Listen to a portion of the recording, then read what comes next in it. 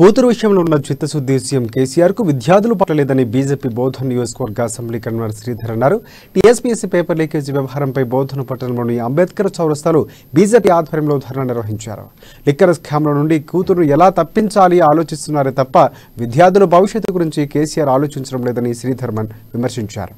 ఇక భవిష్యత్తుపై ఆశలతో ఆర్థికంగా నష్టపోయి సమయాన్ని వెచ్చించి ఎంతో కష్టపడిన విద్యార్థులు పరీక్షలు రాసిన విద్యార్థులకు పేపర్ లీకేజీ కావడంతో వారి భవిష్యత్తు అంధకారంలో పడిందంటూ ఆయన మండిపడ్డారు.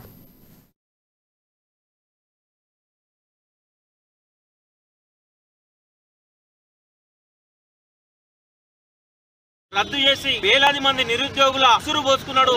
ఆయన కూతురు వ్యవహారంలోనే ఆయన చిత్తశుద్ధిగా ఆయన హక్కును ఎలా బయటకు తేవాలని చెప్పేసి ఆ ప్రయత్నంలోనే ఉంటూ రాష్ట్ర పాలనని గాలికి వదిలేసిండు. ఇవాళ ప్రతిభ ఆధారంగా జరగాల్సిన పరీక్షలు వీళ్ళు పనికిమాలిన వీళ్ళ చర్యల వల్ల వీళ్ళ నిర్లక్ష్యం వల్ల ఈ పేపర్ లీకేజీ జరిగి వేల మంది నిరుద్యోగులు లక్షల రూపాయలు దారపోసి వాళ్ళ సమయాన్ని విలువైన సమయాన్ని వెచ్చించి కష్టపడి చదివిన విద్యార్థులను ఇలా రోడ్డు మీదకి తీసుకొచ్చే పరిస్థితి చేసిన ఈ కేసీఆర్ ఈ మంత్రివర్గంలో ఉన్నటువంటి కేటీఆర్ ని వెంటనే